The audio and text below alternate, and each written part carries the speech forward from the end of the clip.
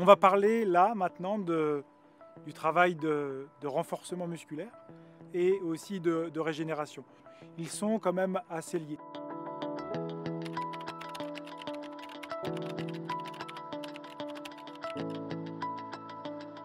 Le renforcement musculaire, c'est primordial parce que quand on va aller dans les sentiers, et notamment le travail de descente, vous avez ce qu'on appelle des contractions excentriques, c'est-à-dire que le muscle se contracte et en même temps s'étire, et ce qui provoque d'énormes traumatismes. Même les randonneurs le savent bien, c'est-à-dire que ce n'est pas la montée qui va vous fatiguer musculairement, c'est la descente surtout.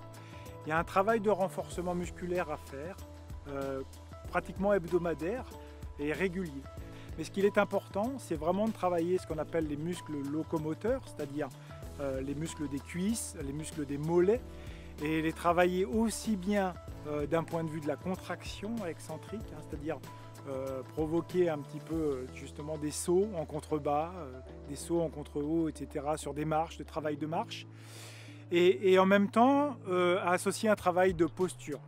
C'est-à-dire qu'il faut aussi travailler sur les équilibres, donc on travaille souvent sur un pied, ce qu'on appelle unipodal, c'est sur un pied. On va travailler sur des déséquilibres, ce renforcement musculaire. Donc le renforcement musculaire est aussi un point essentiel dans les 6 points que je vous ai donnés sur l'entraînement du grand raid, et il ne faut surtout pas le négliger. Il y a aussi le point de la régénération. Régénération, ça englobe tout ce qui est la récupération, la programmation dans l'année.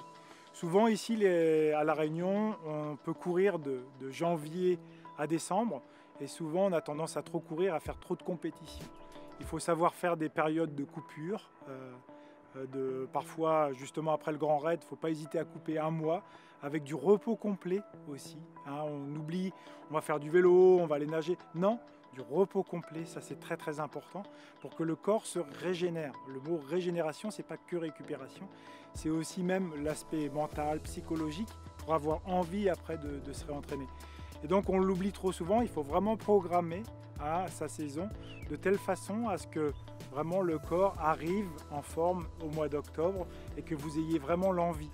Donc la récupération, elle passe aussi par des soins, ça peut être des soins par des spas, enfin tous les étirements, mais la récupération est un point important et très très vaste sur lequel il faudra vraiment s'appuyer et puis prendre des notions.